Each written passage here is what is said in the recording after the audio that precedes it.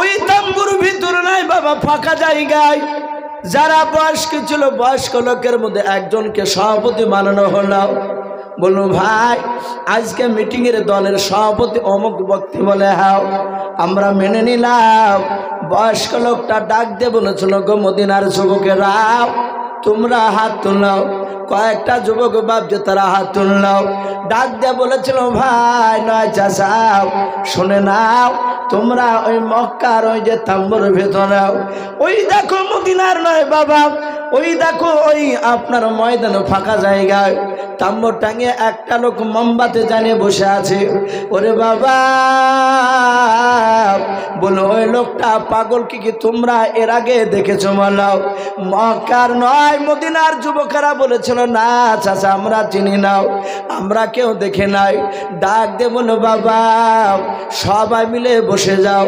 বসার পর বলল 10টা যুবক তোমরা দাঁড়িয়ে যাও। 10টা যুবক দাঁড়িয়ে গেল। যুবকেরা বলল চাচা কেন দাঁড়াতে বললেন? বলে বাবা মক্কার আবু জেহেল নেতা শুনে নাও 10টা লোক নিয়ে এসে বলেছিল ওই দেখো মক্কার সবচেয়ে বড় পাগলা ওই পাগলার কাছে তোমরা যাবা নাও। ওই পাগলাকে সকালবেলায় তোমাদের কাছে আসতে দেবা নাও। ওই পাগলের কথা শুনবা নাও। ওই পাগল নাকি নতুন একটা কথা বলতে চাইছে শুনে নাও। ওর কথাগুলো না শুনে নাকি পাথর দিয়ে মারে রে বাবা। শুনে নাও আমরা সকালবেলা পাগলকে আমাদের তাম্বুতে আসার আগে শুনে নাও গভীর রাত্রিবেলায় তোমরা 10টা যুবক চুপি চুপি যাওয়ার পর গোপনে তোমরা দেখে এসো খোঁজ নিয়ে এসো ওই সত্যিকার পাগল না ওটা একটু দেখে আসবা। যদি পাগল হয়ে যায় এই যুবকেরা তোমরা রেডি তো বলো চাচা আমরা রেডি আছি। 10টা যুবক বাপটি যাহাতে হাঁটতে লাগলো। যুবকেদেরকে ডাক দিয়ে বয়স্ক লোকেরা বলেছিল বাবা খালি হাতে যাওয়া যাবে না। বলে কেন? বলে আবু জেহেল বলেছে ওই পাগলের নাকি তাম্বুর ভিতরে পাথর ভরা আছে। ওরে বাবা তোমরা 10 জনায় 2টো করে পাথর নিয়ে যাও 10 জনায় 20টা পাথর নিয়ে যাও।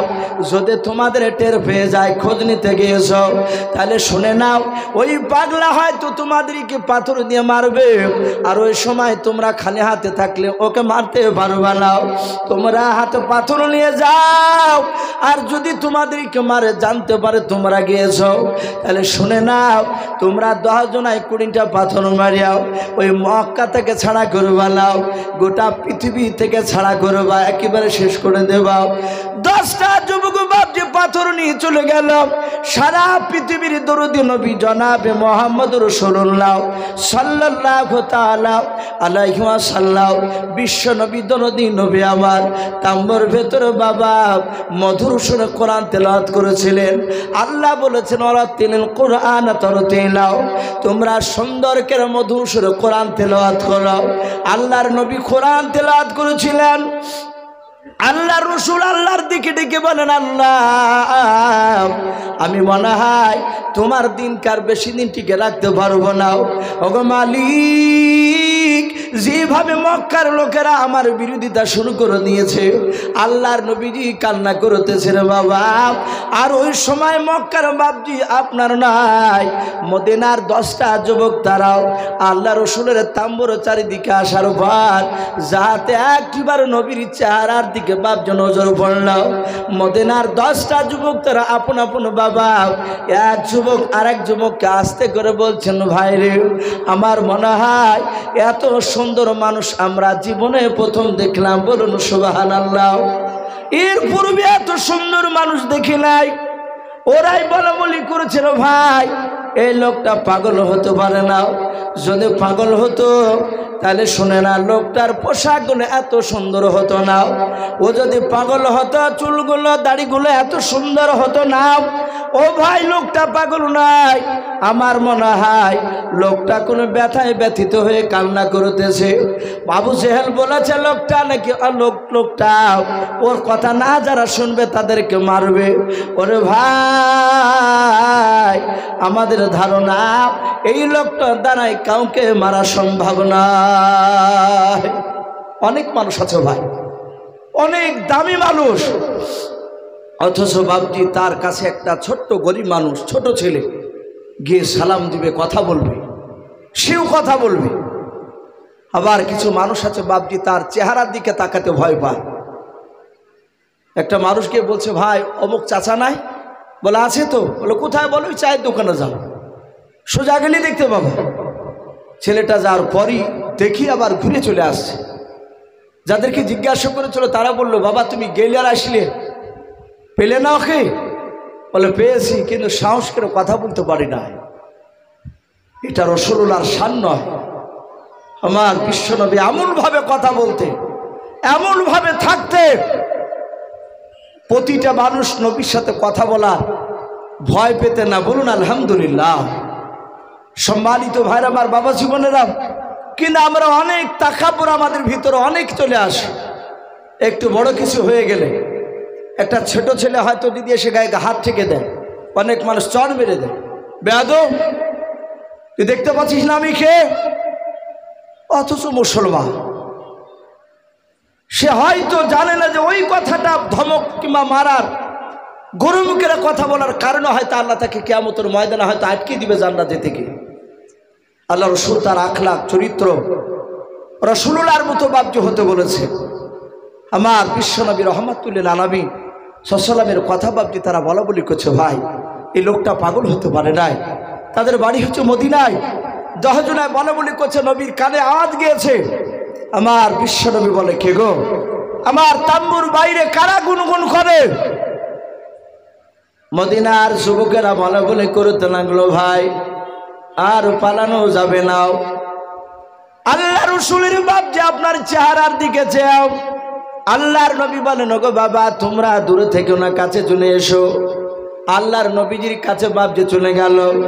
আল্লাহর নবী বলেন, বাবা আমার মনে হয় তোমাদের বাড়ি মক্কা নগরে নয়। যুবক ছেলেরা বলেছিল, ওগো ভাই আমাদের বাড়ি মক্কা নগরে নয়, আমাদের বাড়ি মদিনা শরীফে। বলে, ভাই তোমাদের কাছে কি রাত্রিবেলা আবু জেহেল যায় না? বলে, হ্যাঁ গিয়েছিল। আপনার ব্যাপারে তারা বলেছে আপনি নাকি পাগল। ওগো ভাই যুবক, আমরা তোমাকে চিনি নাই, আমরা আজ প্রথমে তোমাকে দেখতে এসেছি। শুনে নাও, দয়া করে তোমার পরিচয়টা দিয়ে দাও।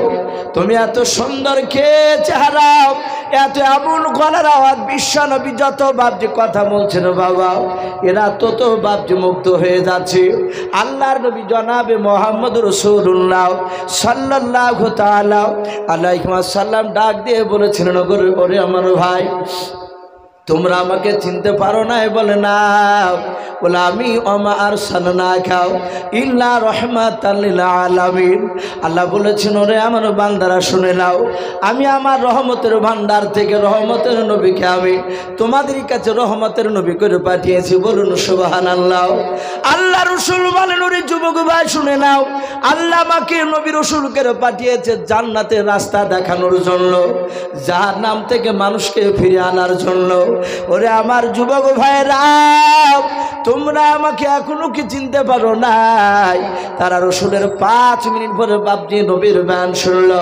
ওরা আর থাকতে পারলো না, সাতাতে পড়তে লাগলো। একটু পড়ুন, কলমা লা ইলাহা ইল্লাল্লাহ। একটু মহব্বত পড়ুন, লা ইলাহা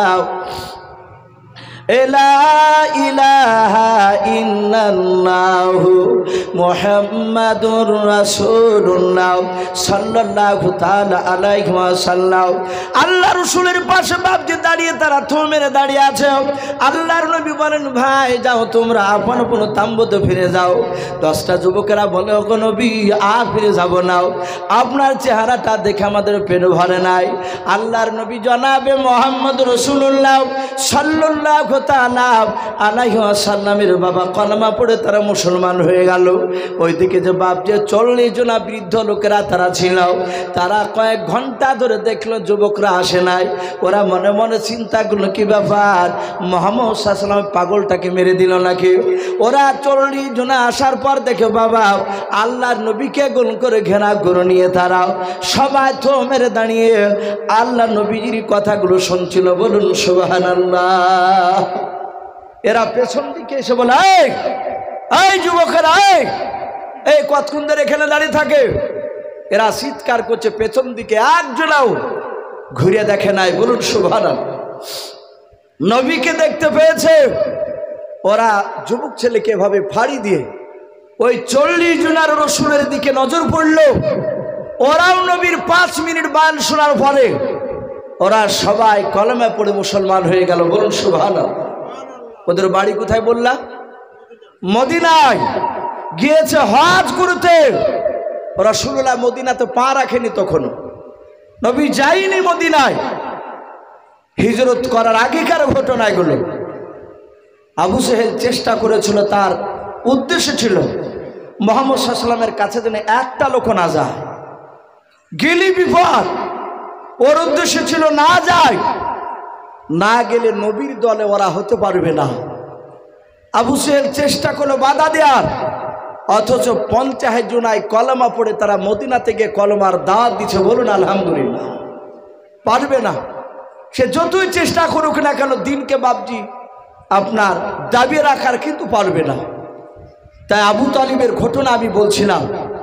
আবু তালিবকে ডাক দিয়ে ওই আবু জেহেলরা বলল, তোমার ভাতিজাকে বারণ করে দিও, আগামী কাল যদি কলমার দাওয়াত দেয় তাহলে আমরা মারতে বাধ্য হব। বলে ঠিক আছে, আশা করি আমি বললে আমার কথা মেনে নেবে, আমার বিশ্বনবীর কাছ থেকে বাবজি নয়। আবু জেহেল বলল আবু তালিবকে, ভাই শুধু তাই নয়, শুনে নাও, তোমার ভাতিজা যদি কলমার দাওয়াত দেওয়া বন্ধ করে দেয় তাহলে তোমার ভাতিজাকে আমরা 3টে পুরস্কার দেব। বলে কি? বলে 1 নম্বর পুরস্কার, গোটা আরবের মধ্যে সবচেয়ে 1 নম্বর তাকে উচ্চ সম্মানের অধিকারী করা হবে। 2 নাম্বার 200টা উট দিব, টাকা লাগবে না। 3 নাম্বার এই মক্কা নগরের সবচেয়ে বড় খাজুর বাগান, মুহাম্মদ সাল্লাল্লাহু আলাইহি ওয়াসাল্লাম যেটা চাইবে সেই বাগানটায় আরবের তরফ থেকে তাকে হাদিয়া করে দেওয়া হবে, অমনি দান করে দিব। এই 3টা জিনিস পেয়ে গেলে তোমার ভাতিজার আর কোনো কিছু করতে হবে না। এই 3টা জিনিস পাওয়া মানে বিরাট বড় লোক। আবু তালিব বলল ঠিক আছে, রাত্রিকে বলবো। আবু তালিব বাড়ি চলে আসলো। রসুলকে নিয়ে 8 বছর থেকে নিয়ে বাবজি 25 বছর পর্যন্ত, এই পুরা কয়েক বছর আবু তালিব একই সঙ্গে খাবার খেতে। আবার 25 বছর থেকে রাসূলুল্লাহর 25 বছর খাদিজার সাথে বিয়ে দিয়ে 40 বছর পর্যন্ত নয়, তারও কয়েকদিন আবু তালিবের সাথে আর একসঙ্গে বাসনে খাবার খায়নি নবী, খাদিজার সাথে খেতে। আবু তালিব বাড়িতে এসে তার বিবিকে বলল, বিবি একটা বাসনে 2টো মানুষের খাবার সাজাও। খাদিজা নয়, আবু তালিবের স্ত্রী বলল, গো প্রাণের স্বামী, আপনি তো এইভাবে একটা বাসনে 2টো মানুষের খাবার খুলতে বলেননি বহুদিন, ব্যাপারটা কি? আবু তালিব বলে, আমার ভাতিজাকে নিয়ে বহুদিন একসঙ্গে খাইনি, আজ একসঙ্গে খাবো। একটা বাসনে খাবার সাজানো হয়েছে 2টো মানুষের, বাসনটা সামনে রাখা। আল্লাহ রসুলকে বাপজা আবু তালিব ডাকলো, ভাতিজাও, ও ভাতিজাও। আল্লাহ রসুল বলে, চাচাজি ডাকছেন? বলে হ্যাঁ। আবু তালিবের কাছে চলে আসলে বলে, বাবা বসো। বসেছে। আবু তালিব চিন্তা করলো, আমি খাবার খাওয়ার আগে বলবো না পরে বলবো। আবু তালিব ইমান না আনলো, মক্কা নগরে যখন বড় একটা নেতা, নিশ্চয় বুদ্ধি আছে।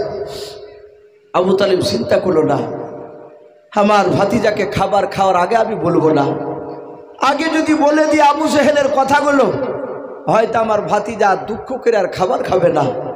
আর যদি ভাতিজা খাবার না খায়, আমি যে তার চাচা, গোটা রাত্রি আর ঘুমাতে পারবো না। বলুন সুবহানাল্লাহ। আবু তালিব সিদ্ধান্ত করলো, না, আমি খাবার খাওয়ার পরই বলবো। এখান থেকে বাবজি আমাদের যাদের সন্তান রয়েছে তাদের এই শিক্ষাগুলো নিয়ে দরকার। আমাদের অনেক কিছু মানুষ আছে, সন্তান ভুল করে, যদি তার স্ত্রী বলে যে তোমার ছেলে অমুক কাজ করেছে, কিংবা হয়তো পাড়াতে বলেছে, বিচার দিয়েছে যে তোমার ছেলে এরকম অমুক কাজ করেছে, বাড়িতে এসে দেখছে তার সন্তান খাবার খাচ্ছে, হয় খাবার খেতে বসছে, কিংবা হয়তো 2-1 বার মুখে দিয়েছে। অনেক বাপ রয়েছে, তার জোর করে এসে বাপজি তার কাছ থেকে ভাতের থালাটা কেড়ে নেয়, কেড়ে নিয়ে বলে, খেতে দিয়ে বলে, বেরিয়ে যাও। এরকম আছে না নাই বলেন? অনেকেই করে। অনেক সন্তান বাপজি মারও খায়, সহ্য করতে না পেরে আত্মহত্যা করে, হয় গলায় দড়ি দেয়, নাহলে বিষ খায়, না হলে ছাদ থেকে ঝাঁপ দেয়, কিন্তু ভাবছে না খাবার খেতে বসলে সে সময় কথাটা বলা ঠিক নয়। একজন আবু তালিব বলছে, না আমার ভাতিজা খাবার খেলে তারপরে বলবো। আল্লাহর নবী জনাবে মুহাম্মদ রাসূলুল্লাহ সাল্লাল্লাহু তাআলা আলাইহি ওয়াসাল্লাম আবু তালিব বলল, ভাতিজা খাবার খেতে তুমি শুরু করে দাও রে বাবা। আল্লাহ রাসূল হাত দুখানা জোড় করে বলেছিলেন, চাচা আপনি এটা ভালো জানেন, একবার শুনে চাচা ভাতিজা খাবার খেতে বসলে চাচা আপনি আগে আগে খাবার না খেলে আমি খাবার খাই নাই, বলুন সুবহানাল্লাহ। আল্লাহর নবীজি ডাক দিয়ে বলেন, চাচা আপনি আগে খাবার খান তাহলে আমি খাবো। যাতে এই কথা বলেছেন আবু তালিব বলেছেন, ভাতিজা তুমি আমাকে এত ভালোবাসো? বলে, হ্যাঁ চাচা আপনাকে আমি সারা পৃথিবীর চেয়ে বেশি ভালোবাসে। ওগো চাচা শুনে না আপনি খান। বলো, ভাতিজা আর ধৈর্যের মান ধরে রাখতে পারলাম না রে বাবা, শুনে নাও আমি শেষে বলবো ভেবেছিলাম, আর বলতে আমি থাকতে পারলাম না। আমার নবীকে বুকের সাথে আবু তালিব জড়ে ধরলাম। আল্লাহ রসুলের বাপ যে কপালে সোমা দিল, সোমা দেওয়ার পর কাঁদে আর বলে, ওরে ভাতে যাও আজকে দিনের বেলা কি আবু জেহেলের সাথে তোমার কি দেখা হয়েছিল? আল্লাহর নবী বলে, চাচা শুধু আবু জেহেলের সাথে নয়, আরো 5-6টা নেতার সাথে দেখা হয়েছিল। আল্লাহর নবী বলেন, চাচা দেখা হয়েছিল তা আপনি কথা কেন বলছেন বলো? বলে, ভাতিজা আমাকে বলেছে জানো তোমার ভাতিজা আগামীকাল থেকে যেন কলমের দাওয়াত না দেয়। ওরে আমার ভাতিজা আমি তাদের চেহারার দিকে চেয়ে দেখলাম, তাদের কিন্তু তাকানোর ভঙ্গি ভালো ছিল না। ও ভাতিজা শুনে নাও, আমাকে তারা বলল তোমার ভাতিজা যদি কলমার দাওয়াত যদি বন্ধ না করে দেয় আমরা আগামীকাল মারতে বাধ্য হব। ওরে আমার বাবা যখনই তোমাকে মারবো বললো রে বাবা আমার মনে হয় আসমানটা ভেঙে আমার মাথায় পড়ে গেল। ওরে ভাতিজা আমি তোমাকে কেমন ভালোবাসি তা তো তুমি ভালো জানো।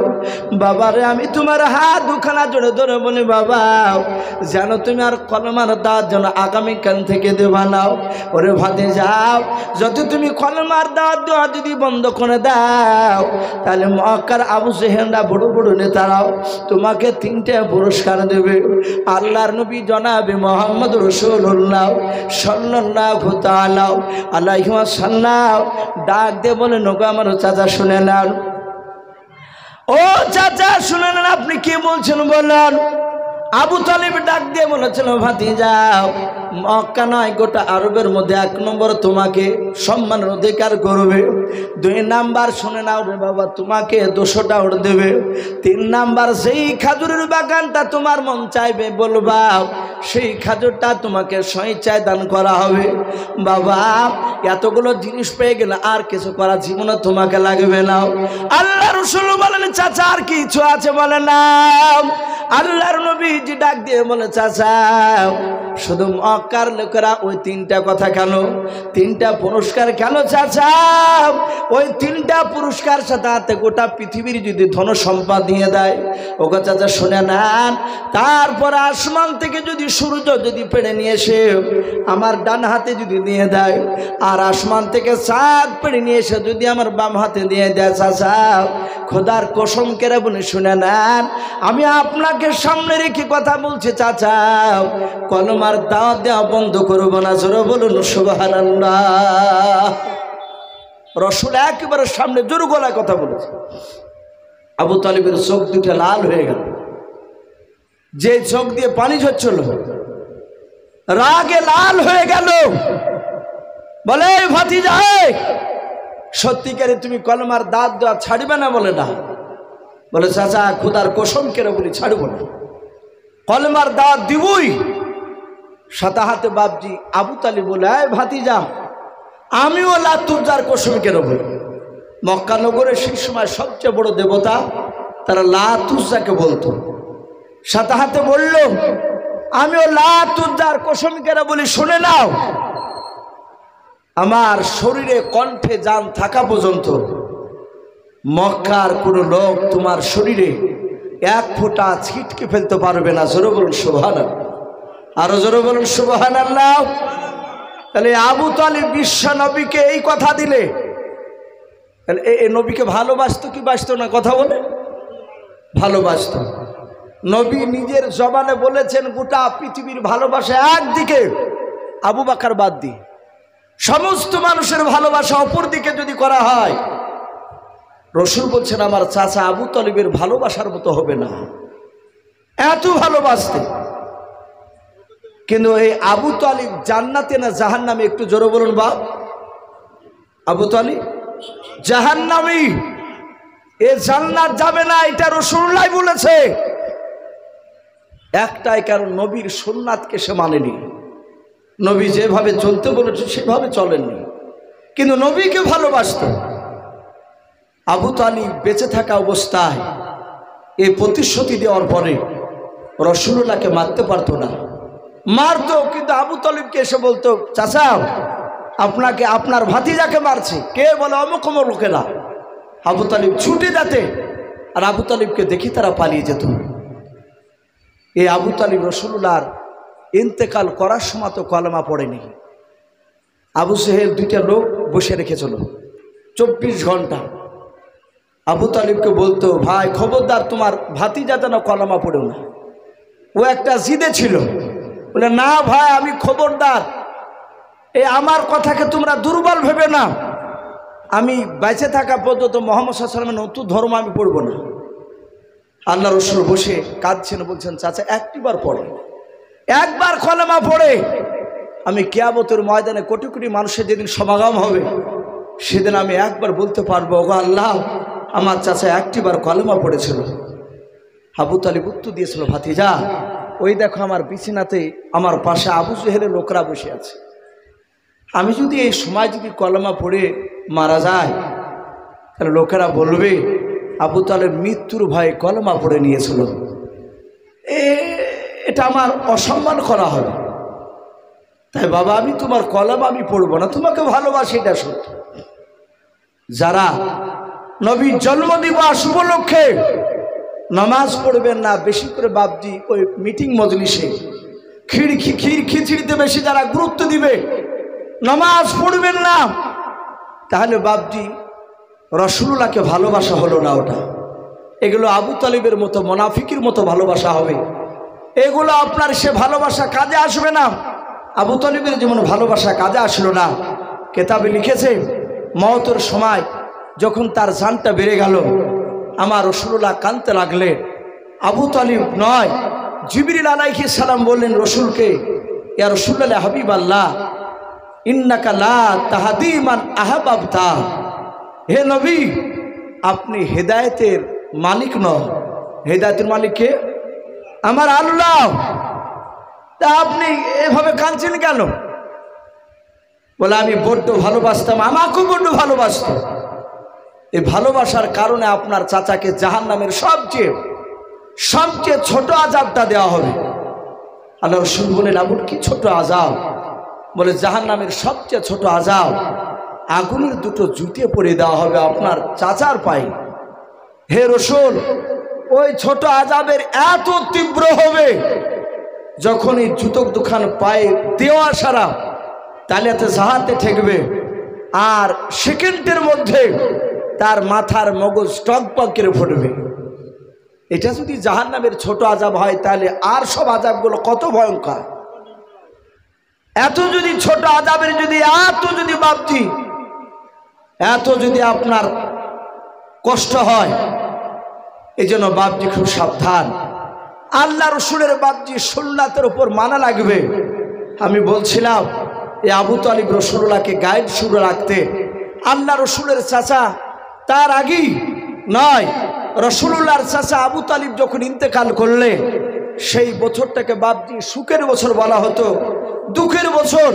তারপরে বাপজি কিছুদিন পরই রাসূলুল্লাহর অর্ধাঙ্গিনী বিবি মা খাদিজাতুল কুবরা রাদিয়াল্লাহু তাআলা আনহা তিনি ইন্তেকাল করলেন। তাহলে রাসূলুল্লাহকে যে দুটো মানুষ বেশি ভালোবাসত তারা কেউ নেই। আমার বিশ্বনবী এত দুঃখিত, এত বাপজি আপনার ভেঙে পড়েছে। মক্কানগরে নয়, মক্কানগরে কলেমার দাওয়াত দিতে গিয়েছেন। আর ওই সময় আমার বিশ্বনবী রহমতের নবীকে বাপজি আবু জেহেলের লোকেরা, উতবা সাইবার লোকেরা মেরে রাসূলুল্লাহর কপাল ফেটে দিয়েছে। নবীর মাথা বেয়ে বেয়ে, শরীর বেয়ে রক্ত ঝরতেছে। আল্লাহ রাসূল সাল্লাল্লাহু তাআলা আলাইহি ওয়াসাল্লাম মার খাওয়ার পর নবী আমার প্রথমে আবু তালিবের বাড়িতে আসতে এসে বলতে লোক, চাচা আপনি শুনতে পারলি আমাকে অমুক লোক ধরে মেরেছে। আবু তালিব বলে, এত বড় স্পর্ধা? আবু তালিব ছুটে গিয়ে তাকে গিয়ে শাসন করতো, বকত। আল্লাহ রসুলের চাচা নাই, নবীজি দরজা, আবু তালিবের দরজায় সে কাঁদলেন, এখানে চাচা নেই, আমাকে সাহারা করার আর কেউ নেই দুনিয়ার মানুষের মধ্যে থেকে। আবার ছুটলেন তার অর্ধাঙ্গিনী বিবি খাদিজার ঘরে।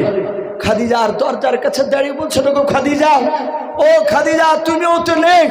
খাদিজাকে ফেলে এলাম, খাদিজাও ইন্তেকাল করে গিয়েছে। আমার রাসূলুল্লাহ চিন্তা করছেন আমি কোথায় যাই। ভাইরা আমার, বাবা জীবনেরাও, ওই বছরটা এত দুঃখের বছর ছিল। আল্লাহর নবীর পা নিয়ে বাপজি রক্ত ঝরতেছে। আল্লাহর নবীজির চাচা আমির হামজা বলে বাপজি একটা নবীর চাচা ছিল বাবা।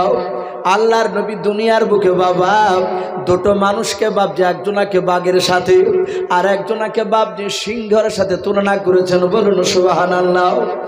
এক নাম্বার হযরত আলী রাদিয়াল্লাহু তাআলা আনহুকে বিশ্বনবী বলতেন, আমার সাহাবারা, আমার আলীকে তোমরা চেনো নাও, আমার আলী হচ্ছেন আল্লাহর বাঘ। জোরে বলুন সুবহানাল্লাহ। ও বাপজি ভাইয়েরা, আলীর দুই হাতে বাপজি এত শক্তি দিয়েছিলেন। আপনারা বাপজি শোনাচ্ছেন বাবা নবীর জামানায় সবচেয়ে বড় বাপজি একটা পালোয়ান ছিল, যে পালোয়ানটার নাম ছিল মারওয়ান। ওই পালোয়ানটা একদিকে আর 50টা যুবক বাপজি অপর দিকে হলে ওই পালোয়ানটাকে বাপজি পারত না। এই হযরতে আলী রাদিয়াল্লাহু তাআলা আনহু একটি যুদ্ধের ময়দানে গিয়েছেন বাবা। ওই পালোয়ান তলোয়ার খানা নিয়ে বাপজি, আপনার অহংকার নিয়ে বাপজি, তাকাব্বুর নিয়ে সে চিৎকার করে বলছে, রে মুহাম্মদ সাল্লাল্লাহু, তোর সবচেয়ে যে সাহাবা শক্তিশালী তাকে আমার কাছে পাঠাও। আল্লাহ রাসূল এইভাবে পেছনের দিকে ঘুরে তাকালেন, সব সাহাবারা বাপজি দাঁড়িয়ে আছেন, দেখছেন ওই পালোয়ান। সবাই পালোয়ানের শক্তির ব্যাপারে জানে, কিন্তু বাবা পালোয়ানও কিন্তু আলীর ব্যাপারে বাপজি জানে না। আল্লাহর নবীর সাহাবা আলী, তিনি কিন্তু জামাই, নবীজির জামাই আলী বাপজি দাঁড়িয়েছে। সব সাহাবার যে বাপজি হালকা বয়সে। আল্লাহর নবীজি বলেন, সাহাবা তোমাদের মধ্যে থেকে শক্তিশালী সাহাবা কে যাবাও? আলী হাত উঁচু করে বলছেন, ইয়া রাসূলুল্লাহ, হাবিবাল্লাহ, হুজুর আপনি চিন্তিত হবেন না, এই পালোয়ানের জন্য আপনার আলী জামাই যথেষ্ট। বলুন সুবহানাল্লাহ। সঙ্গে সঙ্গে বললেন, আমি একাই যথেষ্ট। আল্লাহ রাসূল মুচকে মুচকে হাসছেন। বলুন সুবহানাল্লাহ। নবী বলেন, আলী তুমি যাবো? বলে হ্যাঁ। বলে যাও। যাহাতে যাচ্ছে, আর ওই পালোয়ান রাসূলুল্লাহকে ভাষা খারাপ করে, অশ্লীল ভাষায় গালি দিয়ে বলে, এ ছোট্ট ছেলে কেন পাঠাচ্ছিস আমার কাছে? আমার সম্মানকে হানি করার জন্য, সম্মানকে নষ্ট করার জন্য? ওই তো আরো বড় বড় পালোয়ান সাহাবা আছে, তোর ওদেরকে পাঠা। আমার রাসূল বলেন, আলী যথেষ্ট। আলী দাঁড়িয়ে আছেন তালোয়ার নিয়ে। হযরতে আলী রাদিয়াল্লাহু তাআলা আনহু যে তলোয়ারটা নিয়ে যুদ্ধ করতে, মনে আছে আপনাদের কারো? তলোয়ারটার নাম কি? একটু জোরে বলে। জুলফিকার। ওই তলোয়ারটার নামই ছিল জুলফিকার। আর জুলফিকার শব্দের অর্থ হচ্ছে বাপজি অত্যন্ত তেজি, ধারালো। ওর দুই দিকে সমানভাবে কাটত, ওর উল্টে সোজা ছিল না। ও সামনেও যেভাবে যেত, পেছনে টানলো সেভাবে আসত। সঙ্গে সঙ্গে আলী বললেন, আমি দাঁড়িয়ে গেছি। পালোয়ান বলল, এই তোকে আমি মারবো না, তুই আমাকে মার। আলী বললেন, আমার রাসূল আমাদেরকে শিক্ষা দিয়েছেন, ইসলাম প্রথমে কাউকে আঘাত করে না। জোরে বলুন সুবহানাল্লাহ। আমি আপনাকে আঘাত করব না, আপনি আমাকে আঘাত করুন, তারপর আমি তার প্রতিশোধ স্বরূপ আমি শুরু করব। পালোয়ান বাপজি তলোয়ারটা নিয়ে বাপজি এভাবে এক তলোয়ার মারলো। সে ভেবেছিল এক তলোয়ারই তাকে দুনিয়া থেকে শেষ করে দেবে। তলোয়ার দিয়ে বাপজি মেরেছে। হযরতে আলী রাদিয়াল্লাহু তাআলা আনহু এভাবে ঢাল দিয়ে ধরলেন। ঢালের 4 আঙ্গুল মতো ঢাল লোহার, সেটা তালোয়ারে কেটে গেল। পালোয়ান দেখলে তো মৃত্যু হলো না। আলী বলছেন, এই মারওয়ান এবার তুই রেডি হয়ে যাও, পালোয়ান তুই রেডি হো।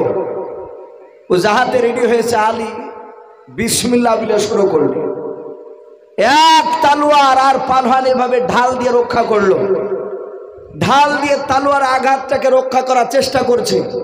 তালোয়ার মাঝামাঝি কেটে ওই পালোয়ানের মাথার ওপর বাবজি তলোয়ার পড়ে একদম নাভি পর্যন্ত নেমে গেছে। আলী দেখলেন আরেকটু নিচে নামালি তো তার বেউজিতির ব্যাপার। তলোয়ারটা বের করে নিল, দাঁড়াস করে পড়ে দুনিয়ার বুক থেকে সে জাহান্নামে চলে গেল। আমার বিশ্বনবী বলেছিলেন, আমার জামাই এ হচ্ছে আল্লাহর বাঘ, জোরে বলুন সুবহানাল্লাহ। 2 নাম্বার বিশ্বনবী বলেছিলেন আমির হামজাকে, যে আমার চাচা আমির হামজা এ হচ্ছে আল্লাহর সিংহ, জোরে বলুন সুবহানাল্লাহ। এ আমির হামজার 2 হাতে আল্লাহ এত শক্তি দিয়েছিলেন, 50টা যুবকের শক্তি তার 2 হাতে ছিল, বলুন সুবহানাল্লাহ। আল্লাহ রাসূল সাল্লাল্লাহু আলাইহি ওয়াসাল্লাম আমির হামজার বাড়িতে গিয়েছেন, চাচা হয়তো আমাকে একটু ভালোবাসবে, কিন্তু কেতাবে লিখেছে ওই সময় আমির হামজা বিশ্বনবীর উপর কলেমা পড়ে না। আমার বিশ্বনবী আমির হামজার বাড়ির দরজা গিয়ে বলে, চাচা। বাড়ির ভিতর থেকে বাপ আওয়াজ আসে নাই। আবার বিশ্বনবী বলেন, চাচা। ভেতর থেকে আমির হামজার স্ত্রী বলল, কে গো? নবী আমার টুকরা টুকরে কেঁদে কেঁদে বলেছিলেন, গো চাচি মা, আমি আপনার স্বামী আমির হামজার ভাতিজা। যাহাতে ভাতিজা বললেন, বলে কি ব্যাপার, কি হয়েছে তোমার, কেন তোমার চাচাকে ডাক দিয়েছো? মালাও ডাক দিয়ে বলেছিল, চাচা নাই বাড়িতে। বলে না, বাড়িতে নাই। বলে মক্কার অমক অমক লোকেরা আমাকে ধরে মারলো। ওগো আমার চাচিমা একটু বেরিয়ে দেখুন, আমার শরীর থেকে রক্ত বের করে নিয়েছে। দাঁড়াও। আবু জেহেলের নাই আমির হামজার স্ত্রী উত্তর দিয়েছিল, আড়াল থেকে ভেতর থেকে, যেমন তোমার কর্ম তেমনি তোমার ফল হয়েছে, বেরিয়ে যাও। এখানে কেঁদে তুমি তোমার চাচাকে তুমি বিরক্ত করো না। আল্লাহর নবী জনাব মুহাম্মদ রাসূলুল্লাহ সাল্লাল্লাহু তাআলা আলাইহি ওয়াসাল্লাম তিনি কাঁদতে কাঁদতে গুহার দিকে চলে গেলেন। নবী দেখলেন কেউ নাই। বিশ্বনবী সিজদায় পড়ে বাপজি কান্না করতেছে। আমির হামজা বাবা তার জীবনেতে এসেছে, একটা হরিণকে বাপজি তীর ধরক নিয়ে বাপজি নিশানা করেছেন। আমির হামজার এত হাতের রেম ছিল, নিশানা ছিল, বাপজি তীর ছুড়লে বাপজি মিশ যেত না।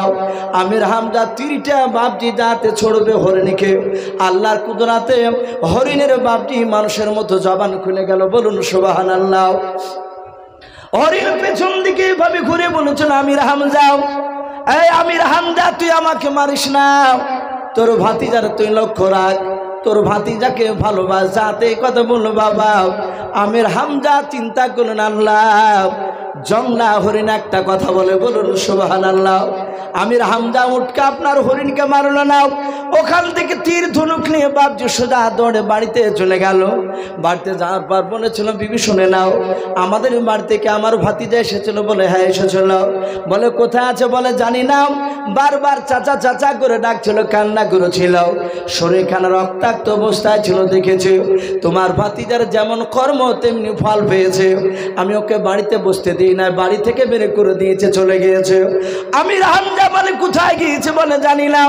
আমির হামজা রাস্তায় নয় বাবা, দরজার গড়িতে তাকে দেখলেন রক্তের ফুটা পড়ে আছে। উনি রাস্তার দিকে লক্ষ্য করে বাপজি হাঁটতে লাগলেন। রাস্তায় দেখছেন ফুটা ফুটা জায়গা জায়গা রক্ত পড়ে আছে। রক্তের নিশানা গিয়ে দেখলেন বাবা গুহার কাছে চলে গিয়েছে। আমির হামজা গিয়ে দেখেন বিশ্বনবী বাপজি সিজদায় পড়ে বাপজি আল্লাহর কাছে ডুকরে ডুকরে কাঁদেন। নবীর চাচা হা নিয়ে বলেন, গো ভাতিজা, আমি তোমাকে আজ থেকে ভালোবাসতে শুরু করে দিয়েছি। ওরে ভাতিজা বলো, তোমাকে কে মেরেছে? কার এত স্পর্ধা, কার এত বড় কোণে যাও? আমি তিনি দিয়ে তার বুকে তীর মেরে পিঠ দিয়ে তীরকে বের করে দেব। আল্লাহর নবী পেছন দিকে বাপজি মুখটা ফিরে বলেন, চাচা যে লোকটা আমাকে মেরেছে আপনি তাকে মারলে আপনি কি খুশি হবেন? বলে হ্যাঁ। আল্লাহর নবীজি বললেন চাচা আমি তো খুশি হব না। বলে ভাতিজা তুমি যাতে খুশি হবা তাই আমি করতে রাজি আছি। আল্লাহর নবী বলেন চাচা ওই লোকটাকে না মেরে আপনি পড়ে নেন কালেমা লা ইলাহা ইল্লাল্লাহ লা ইলাহা ইল্লাল্লাহ লা ইলাহা ইল্লাল্লাহু মুহাম্মাদুর রাসূলুল্লাহ সাল্লাল্লাহু তাআলা আলাইহি ওয়াসাল্লাম। এই রাসূলুল্লাহর আপন চাচা আমির হামজা, অথচ বয়সে আমির হামজার চেয়ে মুহাম্মদ সাল্লাল্লাহু আলাইহি ওয়াসাল্লাম অনেক ছোট, অথচ আমির হামজা রাসূলুল্লাহর কাছে নামাজের মতো করে বসতেন। বলুন সুবহানাল্লাহ। এত সম্মান দিয়ে আদবের সহিত কথা বলতেন, নবীকে লেনদেন করে কথা বলতেন। ইয়া রাসূলুল্লাহ এ হাবিব আল্লাহ, অথচ নবীজির অনেক বড় আপন চাচা। জানতেন ইনি আখিরি জামানার রাসূল, একে লেতে করে ডাকা এটা সম্মান, এটা নষ্ট করা এটা বেয়াদবি হবে। আর কিয়ামতের ময়দানে সেটাই যদি আল্লাহ প্রশ্ন করে তাহলে আমি আর জবাব দিতে পারবো না।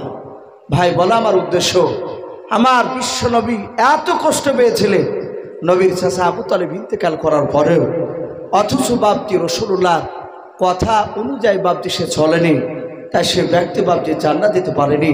আমি আপনাদের সকলকে বলবো আমার বিশ্বনবীর বাপজি সুন্নাতের উপর আমল করা লাগবে। নবীর সুন্নাতকে মানুন, রসুল যেভাবে চলতে বলেছেন সেইভাবে চলা লাগবে। আজ বাপজি কিছু মনে করবেন না, আমি একটা নতুন জিনিস দেখেছি এবছর। মসজিদে তাবলিগ গিয়েছে। তাবলিগ আপনাদের এখানে আসে না? বহু জায়গায় তাবলিগ হচ্ছে আলহামদুলিল্লাহ। আবার কিছু জায়গাতে বাপজি তাবলিগ যেতে দেয় না। যেই মানুষেরা তাবলিগ যেতে দেয় না খারাপ বলে, তারা জানে যে তাবলিগ চলে আসলে আমাদের এখানে ভণ্ডামো করে যে ইনকাম করি সেটা বন্ধ হয়ে যাবে। এই কারণে বাপজি তাবলিগওয়ালাদেরকে খারাপ বলে। তাবলিগওয়ালারা খারাপ নয়, কিন্তু এখন কিছু তাবলিগকে দেখতে পাওয়া যাচ্ছে, সবাই নয়, এই কিছু তাবলিগ দেখা যাচ্ছে নবী রসুলের নাম করে।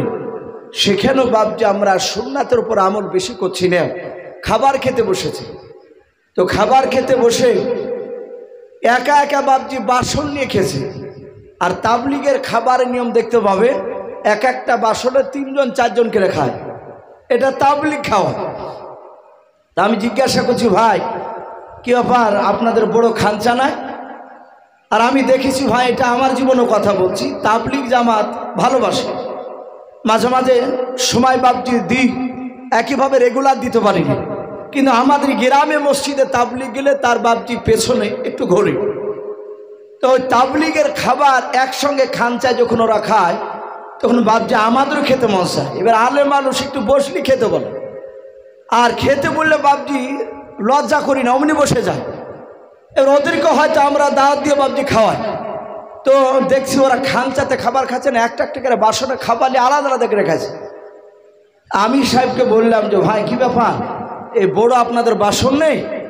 কি ব্যাপার, 2 জন 3 জন করে তো সব খাবার খায় একটা বাসনে, আপনার দোয়া কই? আচ্ছা মৌলানা সাহেব একসঙ্গে খাবার, অনেকের খাবার উঠে না। বলুন আস্তাগফিরুল্লাহ। অথচ তাবলিগে এসে রুসে না তাবলিগছে, তাই আপন আপন খাবার, আপন আপন খাবারই এক এক বসে খাওয়ার খাচ্ছে, অন্য কাউকে নিয়েছি। বলে কার মুখে দুর্গন্ধ আছে আর একজনকে সহ্য করতে পারবে না, এ যুক্তি খাড়া করছি। কিন্তু আদৌ তো বাপজি এটা সুন্নাত নয়। আল্লাহ রসুল সাল্লাল্লাহু তাআলা আলাইহি ওয়াসাল্লাম পাগলদেরকে নিয়েও এমনভাবে তাদের সাথে ব্যবহার করতে। একসঙ্গে খাবার খাওয়া মানে বাপজি, এটা রসুল বলেছেন একজন আর আঠো, আর একজন আর আঠো বাপজি শেফা স্বরূপ। বলুন আলহামদুলিল্লাহ, অসুখ স্বরূপ। আবার মানুষ একসঙ্গে খাবার খেতে বসে অনেক মানুষের ইমানও আপনার তার দিল শক্ত থাকলে নরম হয়ে যায়, বেঈমান থেকে সে ইমান নিয়ে চলে আসে ব্যবহার আখলাক চরিত্র দেখে। তাই বাপজি ওটা ঠিক না, একসঙ্গে খাবার খাওয়া এটা সুন্নাত তরিকা চালু করা, এটা রাখা দরকার, বন্ধ করা ঠিক নয়। এটা সবাই না, কিছু কিছু ক্ষেত্রে বলছে ভাই, কিছু কিছু তাবলিগে। আমি বলছিলাম আমার বিশ্বনবী জনাবে মুহাম্মদ রাসূলুল্লাহ সাল্লাল্লাহু তাআলা আলাইহি ওয়াসাল্লাম তিনি বলেছেন, আমি প্রথমে যে হাদিসটা পড়েছিলাম, ইন্নাল্লাহা লা ইয়ানজুরু ইলা সুওয়ারিকুম ওয়া আমওয়ালিকুম ওয়ালাকিন ইয়ানজুরু ইলা কুলুবিকুম ওয়া আমালিকুম। নবী বলেছেন কিয়ামতের ময়দানে কারো চেহারা দেখবেন না, ওয়া আমওয়ালিকুম, কারো ধন সম্পদ দেখবেন না। সাহাবারা বলেন ইয়া রাসূলুল্লাহ, কিয়ামতের ময়দানে কি দেখবেন? নবীজি বলেন ওয়ালাকিন ইয়া রাসূলুল্লাহ, আল্লাহ রাসূল বললেন ইন্নাল্লাহা লা ইয়ানজুরু ইলা সুওয়ারিকুম ওয়া আমওয়ালিকুম ওয়ালাকিন ইয়ানজুরু ইলা কুলুবিকুম ওয়া আমালিকুম। নবী বলেন কিয়ামতের ময়দানে দুটো জিনিস দেখবেন। এক নম্বর, প্রতিটা মানুষের বাপজি আমল খানা। দুই নাম্বার, প্রতিটা মানুষের বাপজি আপনার এই কলব, এই দিল, অন্তরখানা দেখবেন। জোরে বলুন।